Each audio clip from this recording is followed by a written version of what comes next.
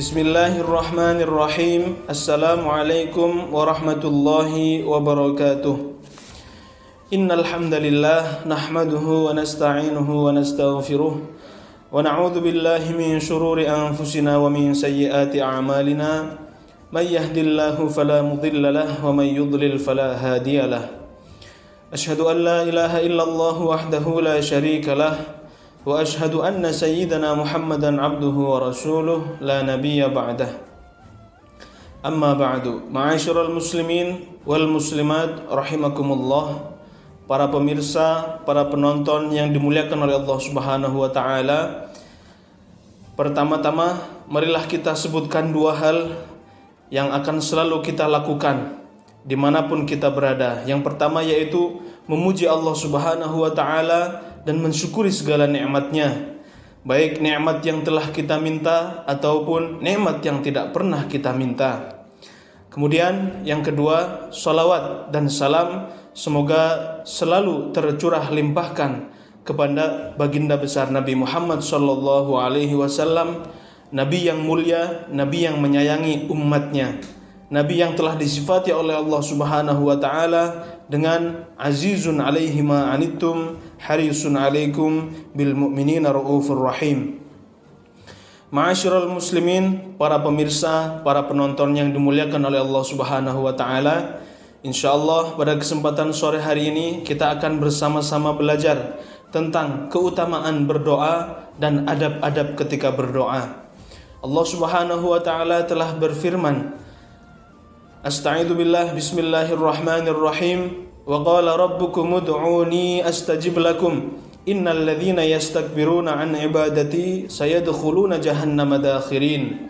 Marilah kita mengartikannya secara bersama-sama. Wa qala rabbukum, dan berkata Tuhan kita semua, ud'uni, berdoalah kepadaku, astajib lakum, niscaya aku akan memberikan balasannya, niscaya aku akan mengabulkannya. Innal ladzina yastakbiruna an ibadati, adapun orang-orang yang menyombongkan diri dari beribadah kepadaku, maka sayadkhuluna jahannama, maka orang-orang tersebut akan masuk ke nerakanya Allah Subhanahu wa taala dalam keadaan apa? Dakhirin, dalam keadaan hina. Ma'asyiral muslimin rahimakumullah, para mufassir kita menyebutkan di dalam ayat Al-Quran ini Allah Subhanahu wa ta'ala menyebutkan kalimat doa dari kata ud'uni, dan Allah Subhanahu wa ta'ala juga menyebutkan kalimat ibadah dari kata an ibadati.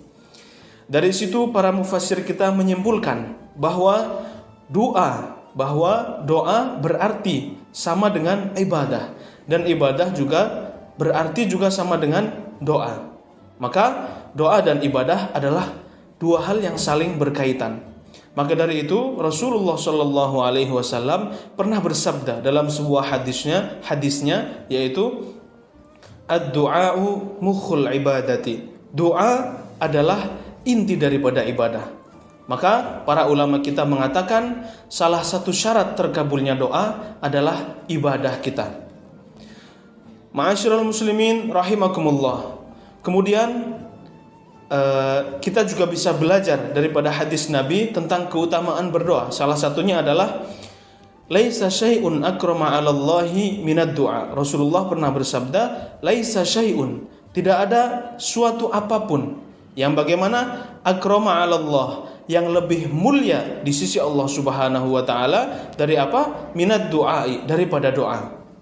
Kemudian dalam salah satu firman-Nya Allah Subhanahu wa taala pernah berfirman seperti ini dalam surat Al-Furqan. Qul ma ya'ba'u bikum rabbi laula du'aukum faqad kadzdzabtum fasawfa yakunu lizama. Di dalam ayat ini Allah Subhanahu wa taala menjelaskan bahwa kemuliaan kita di sisi Allah Subhanahu wa taala itu disebabkan oleh doa-doa kita, disebabkan oleh ibadah-ibadah kita. Demikian ma'asyiral muslimin rahimakumullah tentang keutamaan berdoa. Kemudian ketika kita berdoa, Rasulullah sallallahu alaihi wasallam juga telah mengajarkan kepada kita tentang adab-adab berdoa. Tujuannya apa? Supaya doa kita menjadi lebih gampang untuk diijabah oleh Allah Subhanahu wa taala. Sebagaimana di dalam agama kita juga segala sesuatu telah diajarkan adabnya agar lebih maksimal ketika kita melaksanakannya. Contohnya adab ketika makan, adab ketika minum, kemudian adab tidur dan lain-lain. Begitu juga ketika berdoa, Rasulullah Shallallahu Alaihi Wasallam menganjurkan kita semua untuk mengikuti adab-adab tersebut. Adapun adab-adabnya kita bagi menjadi dua. Yang pertama, adab doa sebelum berdoa, sebelum memulai berdoa. Kemudian yang kedua adalah adab-adab ketika kita sedang berdoa. Adapun para ulama kita telah menjelaskan dalam kitab-kitabnya, adab-adab sebelum berdoa yang paling penting adalah satu, kita harus terhindar dari makanan yang haram, dari baju, pakaian yang haram. Itulah yang paling utama. Pada suatu hari Sa'ad bin Abi Waqqas bertanya kepada Rasulullah Sallallahu Alaihi Wasallam tentang sebab-sebab terkabulnya doa. Kemudian Rasulullah Sallallahu Alaihi Wasallam pun menjawab. Apa jawaban Rasulullah? Ya Sa'adu, wahai Sa'ad, ijtanibil harama. Jauhilah perkara-perkara yang haram. Segala sesuatu yang haram jauhilah. Kenapa? Fa inna kulla batnin dakhala fihi luqmatun minal harami, karena perut yang sudah masuk ke dalamnya makanan yang haram atau baju yang haram, segala sesuatu yang haram, maka la yustajabu du'auhu arba'ina yauman. Maka doanya, ibadahnya, semuanya tidak akan dikabulkan, tidak akan diijabah selama 40 hari oleh Allah Subhanahu wa taala. Itu adab yang pertama. Kemudian yang kedua apakah? Taubah. Bertaubat kepada Allah Subhanahu wa taala sebelum kita berdoa. Menyadari bahwa diri kita adalah hamba yang penuh dosa. Kemudian yang ketiga apa? Yang ketiga adalah kita berdoa dengan seluruh kemampuan kita, dengan seluruh kerendahan hati. Kemudian adab yang keempat adalah mencari waktu di mana waktu tersebut adalah waktu-waktu di mana waktu terbaik untuk berdoa.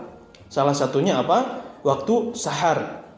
Wabil asharihum yastaghfirun. Kemudian apalagi waktu-waktu yang mustajabah setelah sholat maktubah atau ketika akhirul lail, terakhir bagian akhir malam. Kemudian apalagi ketika hari Jumat.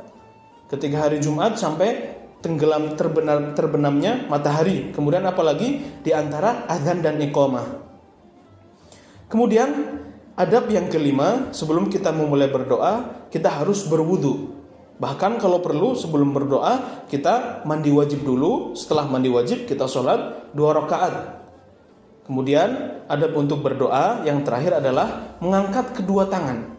Mengangkat kedua tangan sejajar dengan bahu. Kita angkat kedua tangan seperti ini dengan bentuk telapak tangan menghadap ke langit. Kemudian setelah kita selesai berdoa, kita membasuh wajah kita dan seluruh bagian yang bisa kita kenai seperti ini. Adapun adab-adab ketika kita sedang berdoa kepada Allah Subhanahu wa taala, yang pertama adalah usahakan kita berdoa dari hati yang paling dalam, dengan cara yang paling indah, dan dengan adab yang paling mulia. Kemudian yang kedua, ketika kita berdoa, kita harus percaya bahwa doa kita akan diijabah oleh Allah Subhanahu wa taala. Yang ketiga, kita tidak boleh terburu-buru meminta kepada Allah Subhanahu wa taala supaya doa kita cepat dikabulkan. Tidak boleh seperti itu. Kemudian yang keempat dan kelima, yang keempat memuji Allah Subhanahu wa taala, yang kelima salawat kepada Nabi Muhammad sallallahu alaihi wasallam. Kemudian yang keenam, ketika kita berdoa, usahakan jangan kita berdoa ketika kita sedang kesusahan, ketika kita sedang ditimpa musibah, tapi usahakan ketika kita dalam keadaan bahagia, dalam ketentraman, kita juga harus berdoa. Kemudian ketika berdoa, kita harus menggunakan kata-kata yang singkat tapi mempunyai banyak makna. Karena dalam sebuah hadis Nabi Muhammad SAW disebutkan nanti akan datang suatu zaman di mana pada zaman tersebut orang-orang itu akan ya'taduna fid du'ai. Ketika berdoa mereka berlebihan Berlebihan dalam artian seperti ini. Ketika mereka meminta surga, ya Allah berikanlah aku surga, berikanlah aku makanannya, berikanlah aku minumannya, berikanlah aku bidadarinya. Tidak perlu, karena Allah akan memahami semuanya. Ketika engkau dikasih surga, maka engkau akan diberikan surga semuanya. Jadi ketika berdoa, usahakan untuk memakai kata yang singkat, akan tetapi memiliki banyak makna. Kemudian yang terakhir, ketika kita berdoa, marilah kita usahakan untuk selalu mendoakan orang tua kita, leluhur kita, anak cucu kita, saudara-saudara seiman kita, agar mereka diberikan semua kebaikan baik di dunia dan juga di akhirat.